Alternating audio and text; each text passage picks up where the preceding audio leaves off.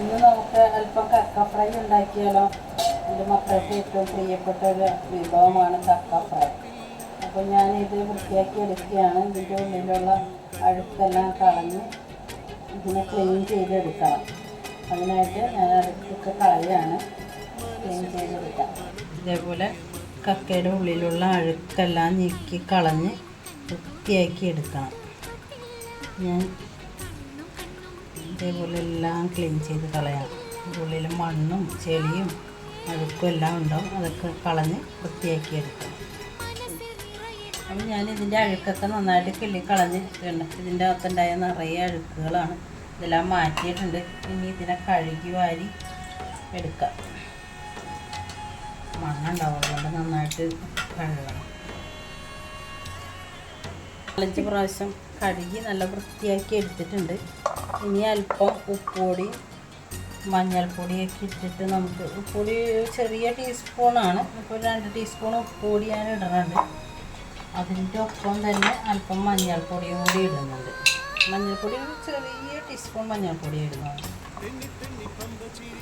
അതോടൊപ്പം ഒരു 2 പച്ചമുളകും ഒരല്പം വേപ്പിലേക്ക് ഇട്ടിട്ട്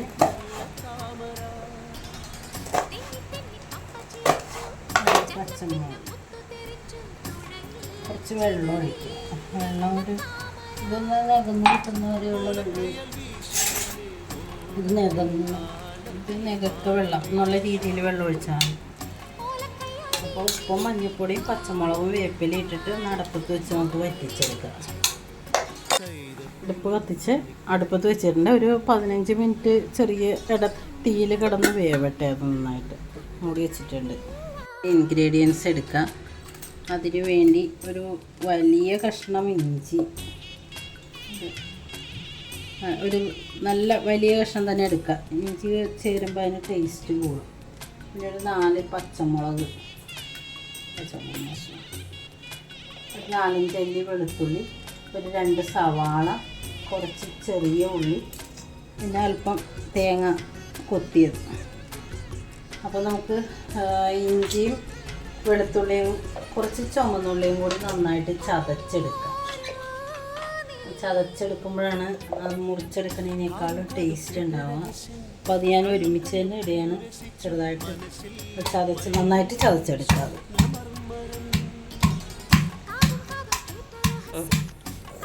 ഇഞ്ചിയും ചുവന്നുള്ളിയും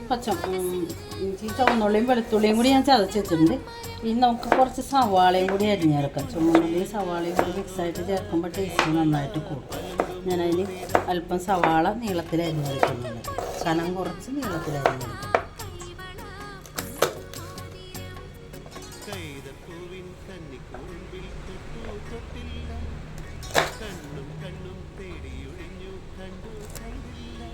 കൊത്തിയെടുത്ത തേങ്ങ ചെറിയ പീസുകളായിട്ട് നമുക്ക് മുറിച്ചെടുക്കാം. തേങ്ങ കൊത്തിയിടുന്നത് നല്ല രുചിയാണ്. അതിങ്ങനെ മുറിച്ചെടുക്കുക, ചെറിയ കഷ്ണങ്ങളായിട്ട് മുറിച്ചെടുക്കുക.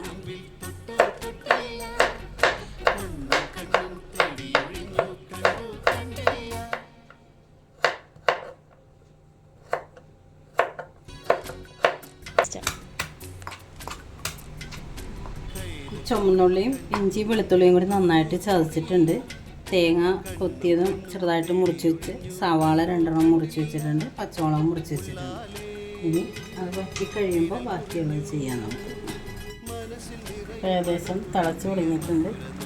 കുറച്ച് നേരം നന്നായിട്ടൊന്ന് വേവട്ടെ. വെള്ളം വറ്റിയിട്ടുണ്ട്. ഇതിനെ ഇനി നമുക്ക് ചെറുതായിട്ട് കത്തണ നേരിയ തീയുള്ള അടുപ്പിലേക്ക് മാറ്റാം.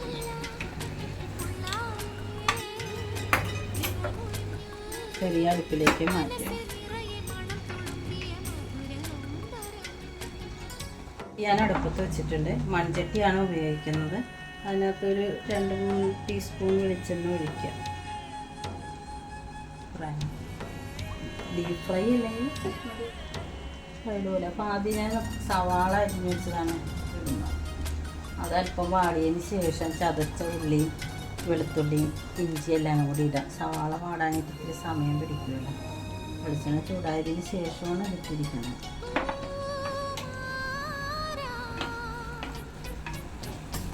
സവാള ഏകദേശം പകുതി വാടിയിട്ടുണ്ട്. അപ്പോൾ നമുക്കതിലേക്ക് ചതച്ച ഉള്ളി, ചുമന്നുള്ളി ചതച്ചത്, ഇഞ്ചി, വെളുത്തുള്ളി ഇടാം. ഇതെല്ലാം കൂടി കിടന്ന് ഒന്നുകൂടി നന്നായിട്ട് ഫ്രൈ ആവും.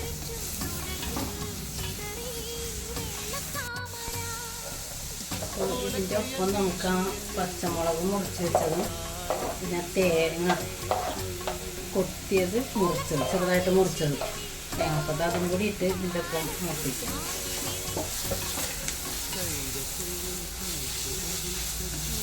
ഇപ്പോൾ സവാളയും ഇഞ്ചിയും വെളുത്തുള്ളി പച്ചമുളകൊക്കെ ഏകദേശം വാടി തുടങ്ങിയിട്ടുണ്ട്. ഇതിലേക്ക് നമുക്ക് ഒരു 2 ടീസ്പൂണോളം മുളക് പൊടി ഇടാം. ഇത് കാശ്മീർ മുളക് പൊടിയല്ല, എരിവുള്ള മുളക് പൊടിയാണ്. 2 ടീസ്പൂൺ, ചെറിയ ടീസ്പൂണാണ്. ഞങ്ങൾക്കിവിടെ എല്ലാവർക്കും എരിവ് കുറവ് മതി. അതുകൊണ്ട് ചെറിയ ടീസ്പൂൺ മുളക് പൊടി, ഒരു 1/2 ടീസ്പൂൺ മഞ്ഞൾപ്പൊടി, പിന്നെ ഒരു 2 ടീസ്പൂൺ ഒരു 1/2 ടീസ്പൂൺ മല്ലിപ്പൊടി ഇടും. മല്ലിപ്പൊടി ഞാനിവിടെ ഉണ്ടാക്കിയതാണ്. അപ്പോൾ ഒരു 1/2 ടീസ്പൂൺ ഗരം മസാല കൂടി ഇതിനകത്ത് ഇടുക. ഇത് നന്നായി യോജിപ്പിക്കുക. ഇതൊന്ന് കിടന്ന് മൂക്കട്ടതെല്ലാം കൂടി.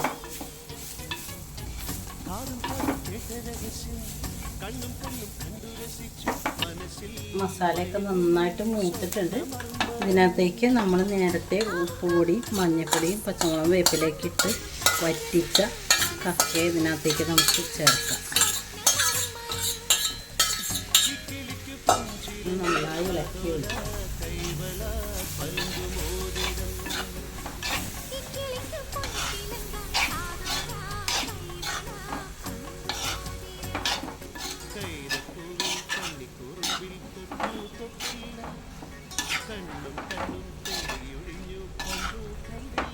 നന്നായി ഇളക്കി യോജിപ്പിക്കണം. ചുമന്നുള്ളിയൊക്കെ ചതച്ചതൊക്കെ ഇതിലേക്ക് മുപ്പിച്ച് ചേർത്തിട്ടുണ്ടല്ലോ, അപ്പം നന്നായിട്ട് പിടിക്കണമല്ലോ.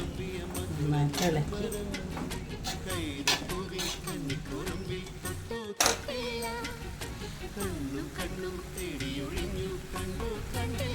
വെള്ളമൊക്കെ നന്നായിട്ട് വറ്റിയിട്ടുണ്ട്. ഇപ്പം നല്ലൊരു കക്ക ഫ്രൈ ആയിട്ടുണ്ട്. ഇതുപോലെ എല്ലാവരും ചെയ്ത് നോക്കുക. നല്ല രുചികരമായ ഒരു കറി.